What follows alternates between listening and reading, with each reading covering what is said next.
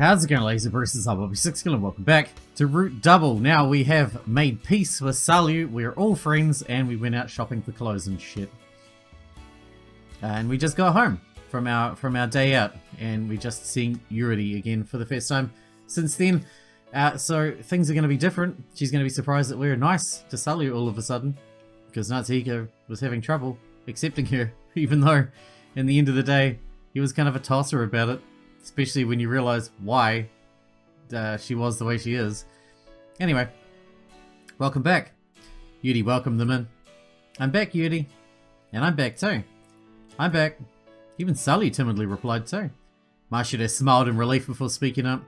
Alrighty, let's get to making dinner then. Today we're having a luxurious menu, you know. Should I help? It's okay, I'll be fine on my own. Actually, I want to show you just how serious I can get.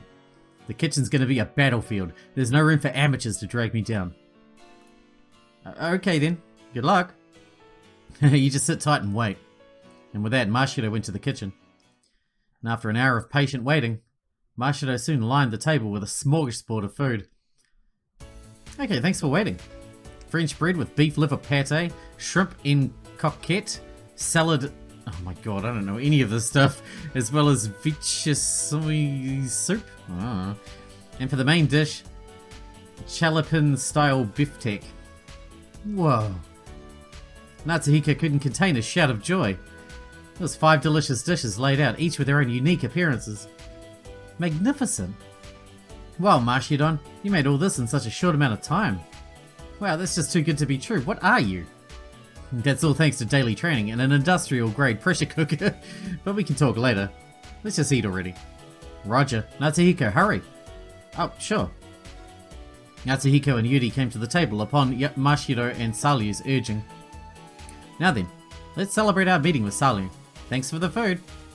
Thanks for the food. And with their joyous shout, they began their meal. Natsuhiko started off with the French bread and liver pate. One bite and... delicious! He couldn't help but let out a voice of admiration seep out of his lips. The deep taste of the pate and the sweet scent of the bread entwined in a medley of flavour. Natsuhiko couldn't detect the characteristic odour of the liver at all. The coquette's delicious too, it melts in your mouth. The salad's delicious too. It looks like you guys like it. But what I'm most proud of has to be the main dish. Mashido gestured toward the beefsteak. This recipe was apparently devised so that a certain opera singer could savour the beef to the fullest. It's definitely delicious. Feel free to try. Let's see. They each put some beefsteak into their mouths. And their eyes widened. The moment they ate a bite, they felt the savoury taste of the mellow meat. By appearances, it was a simple dish consisting of only cooked beef topped with minced onions. However, the meat was unbelievably tender, allowing a knife to cut through it like butter. And yet the tenderness came at no cost to the beef's taste whatsoever. With each bite, its meat's juices would flow out, spreading savoury flavour throughout the entire mouth. Mashidon, it's too delicious, I'm gonna cry! Yeah, this could be the best thing you've ever made. Oh, just call me Maestro. Mashido puffed her chest out with pride. Salu fell sullen and ate up her beefsteak in the blink of an eye. Huh? You already done eating, Sully? I guess Sully's got a bigger appetite than you'd expect, huh? Sully timidly called out to Mashido. Mashido? What is it? Is there more of this? You sure can eat, Sully. One serving was plenty of food already. I did make another helping of beef since I thought Natsuhiko would want more, but... Sully glanced at Natsuhiko with pleading eyes. Mashido, give that beef to Sully for me. You sure? Well, of course, I'm not hesitant at all seeing Salu eat like that. Thank you. Alrighty, here it comes. Hold on a sec.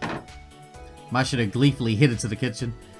Salu ate her second helping of beef more slowly, making sure to savour each bite. And eventually, she finished eating that helping as well. As they sipped some after-dinner coffee, Natsuhiko and the girl sighed contentedly. Ah, that was delicious. My tummy's so full. I saw the vastness of space. Even Sully spoke incomprehensibly as her eyes drooped.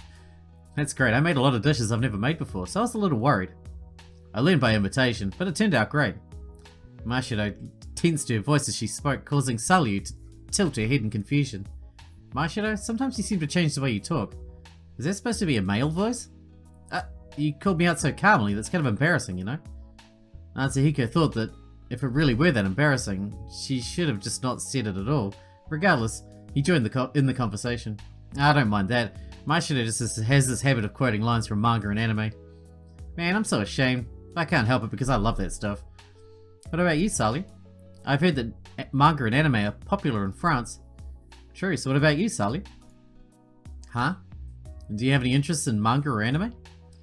They asked, even though it didn't look likely. Sully thought for a second before answering.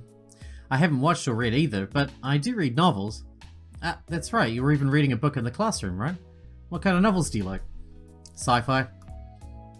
Sci-fidelity? Science fiction. I particularly like the ones from the last century. Huh? Didn't think you were into that kind of thing. I've read some of those too. Just the juvenile-ish ones though. Like the ones by Alice? Yeah, she's just about the only author I can talk about. Mashiro grinned, and after a short second or two, Sully smiled back. You say interesting things. What's that supposed to mean? It's fun to talk about things you like with other people who like the same thing, right, Sully? Yeah. I feel a little left out. Natsuhiko smiled despite his complaint. Oh right, Yuri, are there any sci-fi novels you'd recommend? I don't read that much sci-fi, but there is one book I've read several times. What's that? It was a story about telepaths written before the grand communicator discovery. Oh, I know about that one too. Me too.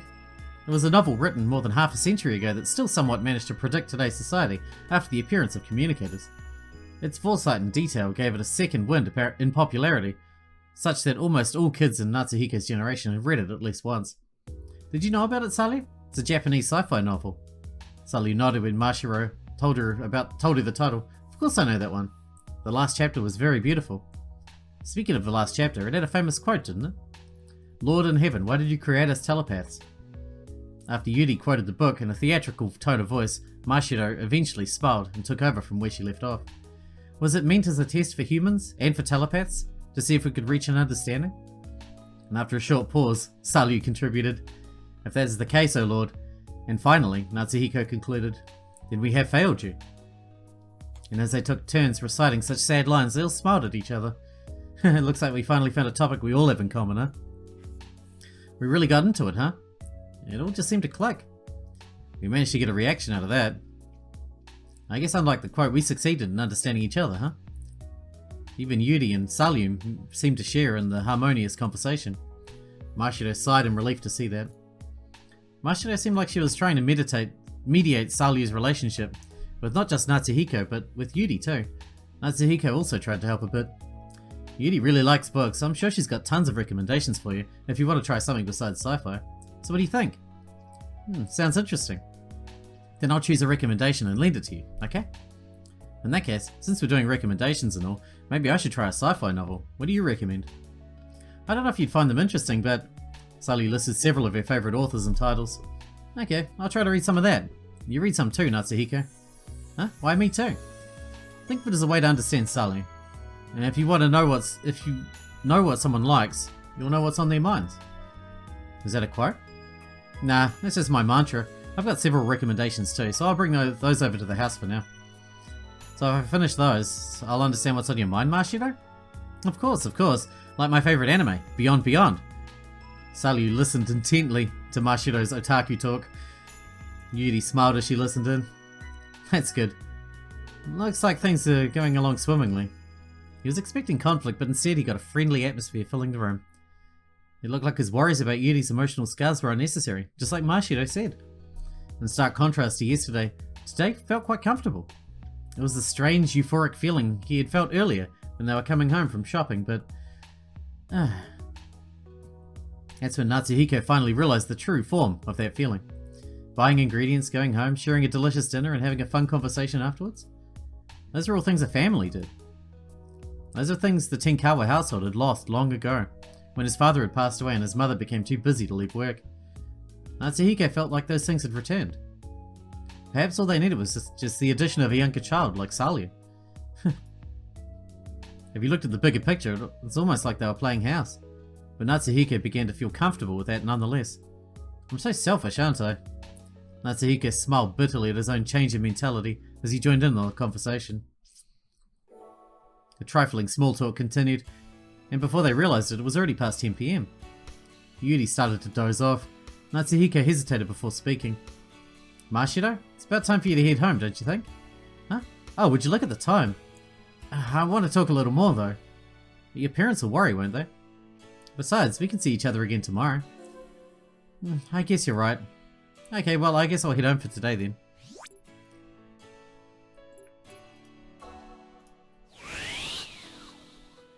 Okay, Natsuhiko, Salyu, Yuri, see you tomorrow. Later, Mashidon. Yeah. Let me see you out to the entrance at least. Huh? You're the one asking this time? Well, okay, I guess. Mashido agreed to Natsuhiko's suggestion. Once they were out at the entryway, Natsuhiko talked to her. Mashido, thanks for everything today. Huh? What's with the formalities? Well, you helped me and Salyu open up to each other, right?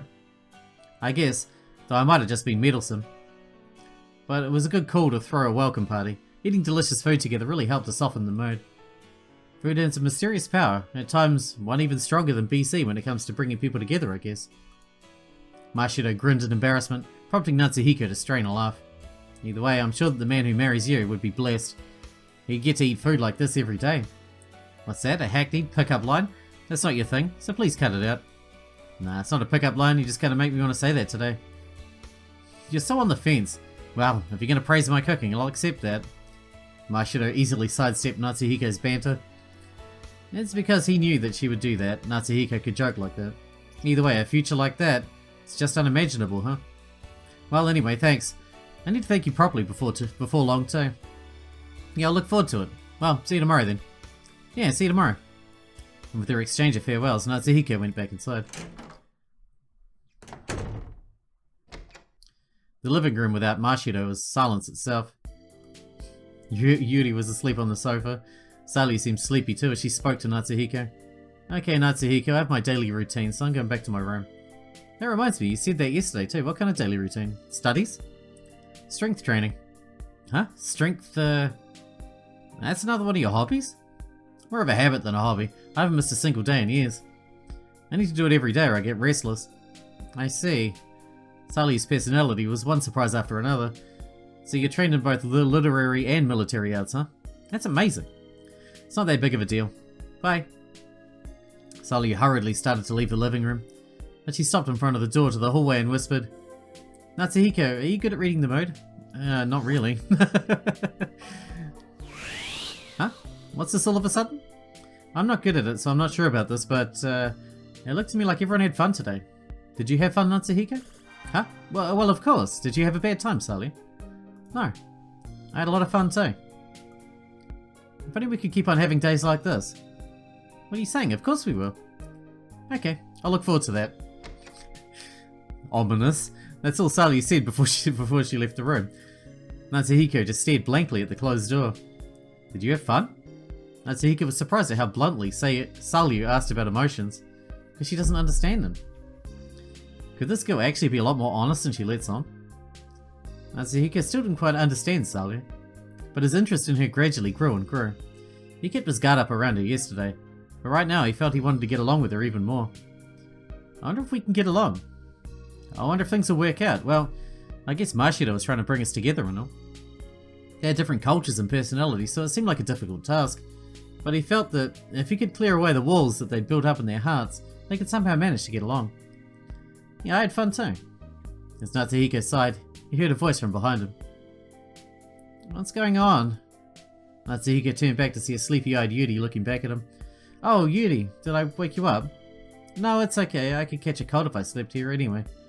True, it's best to sleep in your own room. Okay. Yuri tottered to her feet and started staggering towards her room. Or rather, she started heading to an empty wall instead of a door. Yuri, are you still half asleep? Hmm? Don't move me, your room's this way.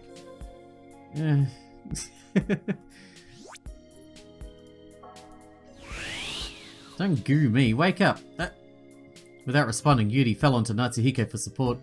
Good grief, again? This is a common occurrence. Fine, excuse me.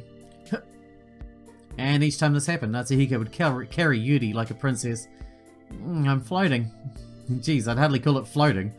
Yuri continued talking in her sleep as they left the living room. They went through the hall towards Yudi's room. Come on, Yudi, here's your room. No matter how much he called out to her, she wouldn't get up at all. Wait a sec, I'm probably spoiling her too much. But he'd be lying if he said he disliked it. Oh, a yellow. I mean, I'm good.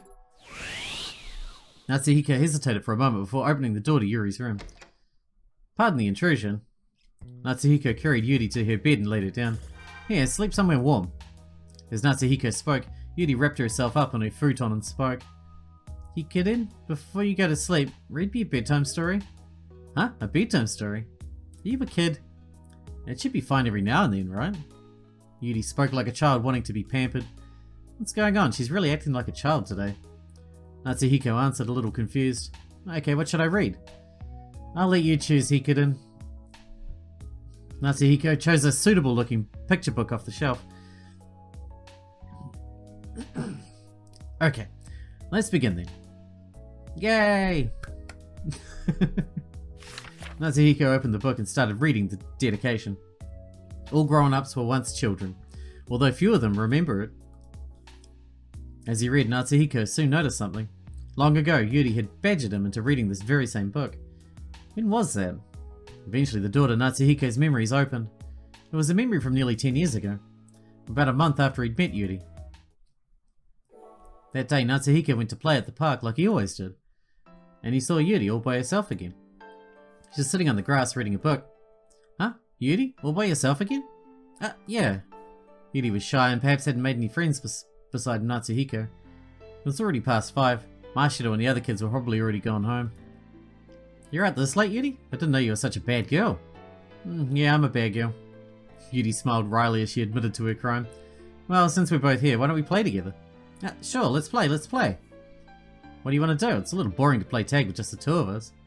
Then how about we read a book together? Huh? But books are boring. But this one is a very good story, you know? Yuri spoke gently. Yet it didn't seem that she'd take no for an answer. Natsuhiko reluctantly agreed. Fine, let's read together then. Yeah, okay. You get the princess's part, Natsuhiko. Huh? Part? I'll play this person's part, so we both get to read lines. Doesn't that sound like fun? That kind of makes it seem like a play. Okay, let's do that. Natsuhiko's interest was piqued, just a little bit as they began to play in accordance with Yuri's suggestion. All grown-ups were once children, although few of them remember it. It was a somewhat fantastical story, like a picture book. Natsuhiko seldom read books, but thanks to the mysterious plot and charming characters, he was quite drawn into the story. Time just passed them by as they continued reading, absorbed in their book. As they reached the end of the story, the park was starting to get dark. They read their characters' lines with the help of the illumination from the street posts. The stars are beautiful. Natsuhiko responded to Yuri's line with his character's line. The stars are beautiful because of a flower that cannot be seen. All the stars are abloom with flowers. What makes the desert beautiful is that somewhere it hides a well. Tonight it'll be a year. My star then can be found right above the place where I came to the earth a year ago. Yes, I know.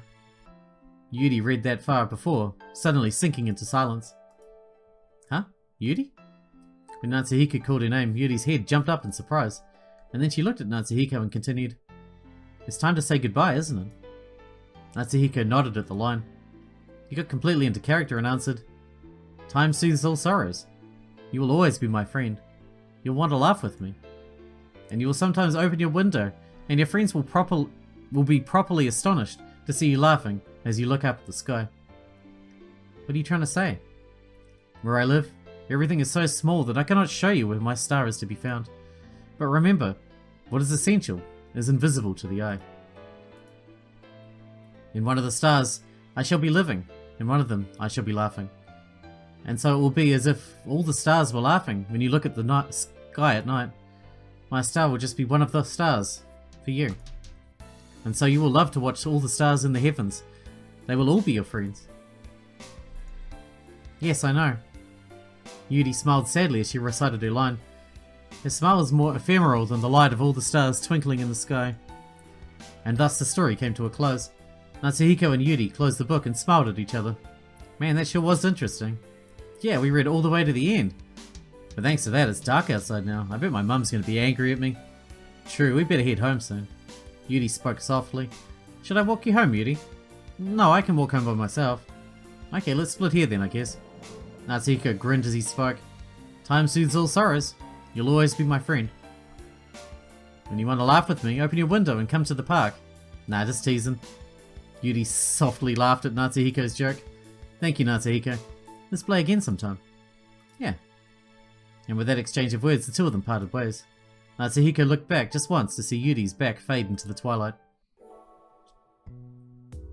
That's what Natsuhiko recalled as he read the book. I see, so this is the book from back then, huh? He read this book many times back then, but he hadn't read it ever since he grew up. As he basked in nostalgia, he happened to look at Yuri. And before he'd realized it, she closed her eyes. Huh, asleep already. With a wry smile on his face, Natsuhiko reshelved the book. I wonder if Yuri remembers what happened back then. Natsuhiko looked at her sleeping face as he wondered that. Even as he looked at her in such a defenseless state, he harbored not a single improper thought. Natsuhiko was unable to see Yuri as a mature-bodied woman. Even though he was a healthy high school boy, he never felt any lust at all towards Yuri. What I do feel is a desire to protect her, I guess. And not just because they were raised almost like family. Perhaps it was because of the accident 9 years ago, or perhaps it was because of her personality. He didn't understand, but he didn't mind. And that was why they were able to live together without any problems whatsoever. Good night, Yuri. Natsuhiko whispered to Yuri, almost in the same way one would whisper to a sister. Obviously, there was no guarantee that these days would never end. Things have been changing since Sally came. Our current way of living might change little by little too. Perhaps one day Yuri would be able to finally leave the house. Perhaps Mashiro would get a boyfriend and stop visiting too. But change doesn't have to be immediate. As long as these days were to continue, Natsuhiko wanted to keep spending time like this. Natsuhiko pondered that desire as he began to leave Yuri's room when...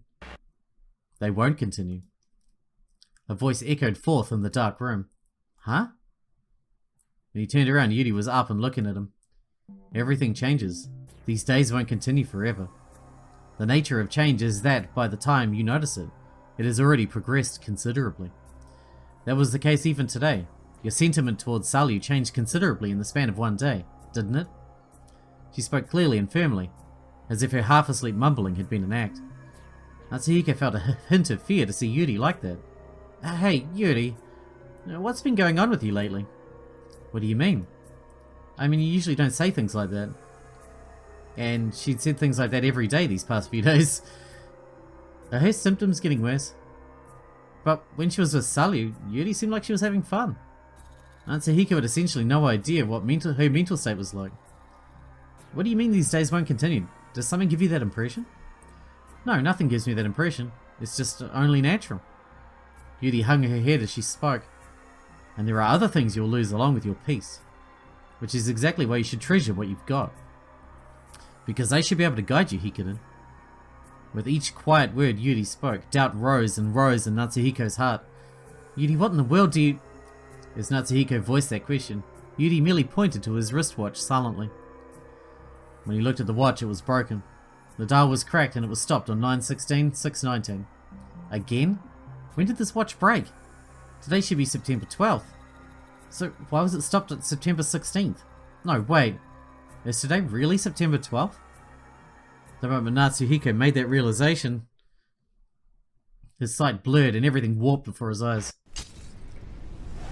We're going back.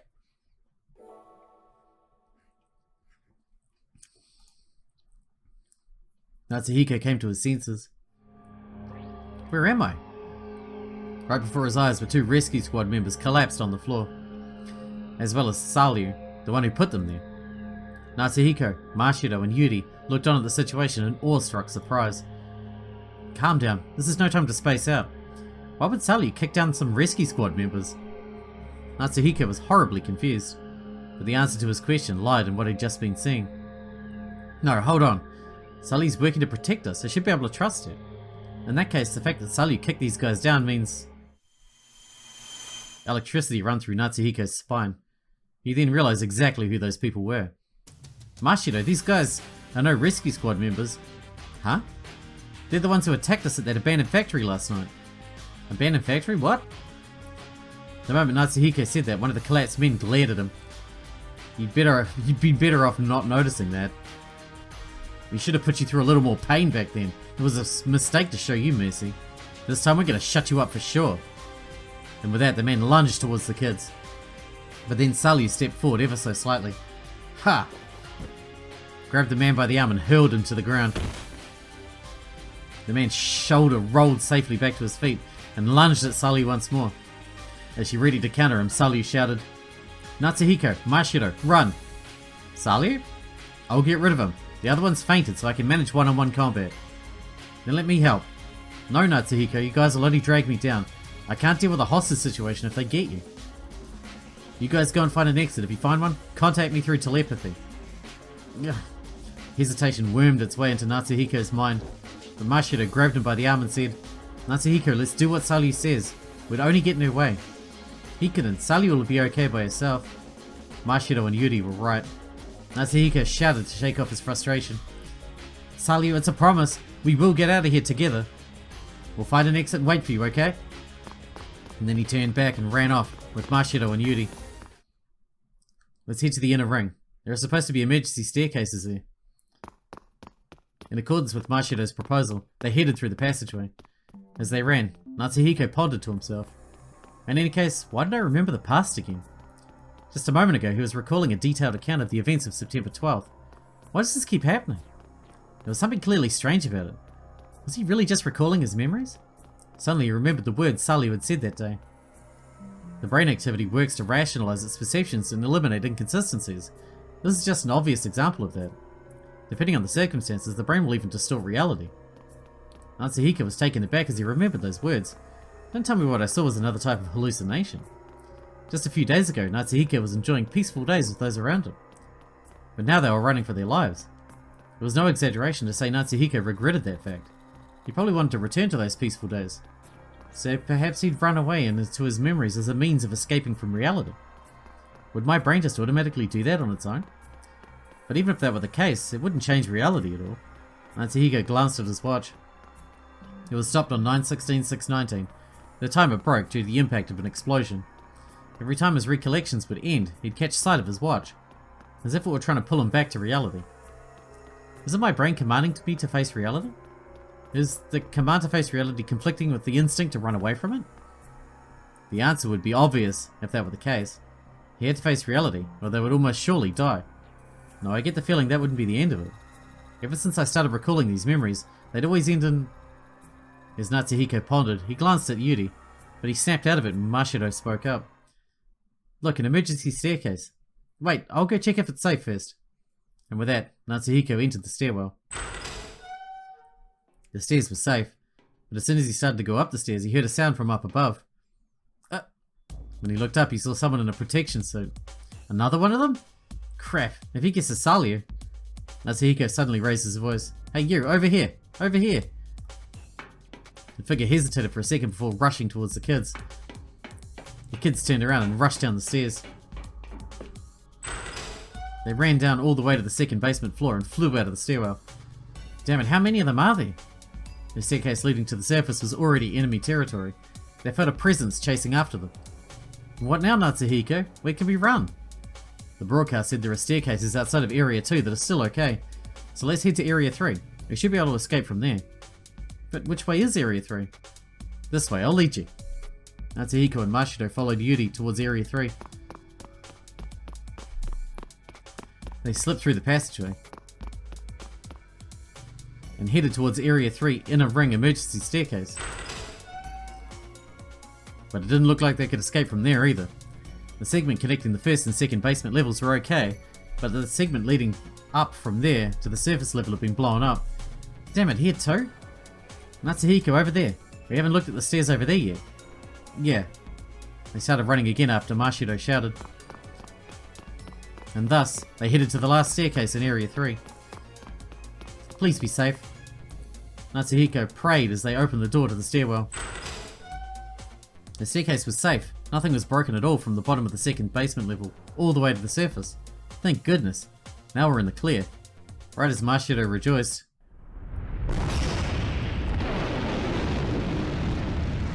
A blast of flame surged up before their very eyes. Watch out, you two. Natsuhiko covered the girls as they hid in the corner of the stairwell. They felt a wave of heat blazing over their heads. Oh, Yuri. Mashiro, you two okay? The girls answered him with trembling voices. I'm okay, but... the staircase... As he turned to look, Natsuhiko saw the wreckage of the staircase following the explosion. Now they couldn't even go up to the first basement level from here. And then a broadcast rang out from the nth time that day. Staircases have almost all been destroyed, but areas 5 and 6's staircases are still intact. All personnel in the facility, please evacuate immediately. Area 5? Natsuhiko groaned. They left Salio in Area 2. Running to Area 5 would put quite a distance between them. What do we do? Should we head to Area 5? No, in that case I'd rather... Before Natsuhiko could finish, Yuri raised her voice. No, Hikiden, remember what it is you need to do. What is your duty? There's something you need to do first, remember? Unlike her usual self, Yuri was dead serious. That's... I thought I told you back on that day too. Oh, we're going back again. Hikiden, the people you should look out for are... Yuri's words cut out at that moment. In the sudden silence, the sole sound of a ticking watch rang out. Back on that day, huh? On that day when things got awkward between us all. Natsuhiko already knew exactly what time and date his watch would display. As he looked at his watch, it read 9:13, 6:49. And we're going back again. Alright, we should wrap this one up here. It's a good time. Like, it's a bit shorter than the other episodes, but, you know, this is a good transition period to chop it. So, we will. Yeah, I don't know. We're gonna slowly piece the whole story together through back and forth and back and forth and back and forth. It seems... I don't know who those men were meant to be. They were like the men that attacked us in the abandoned factory. I haven't seen that. Maybe that was in route A. Maybe I was meant to go the other way first. I still don't know, but we'll figure it out when we get there anyway. Hope you guys enjoyed it. Thanks for watching. Thanks for sticking out with me, and I'll see you in the next one.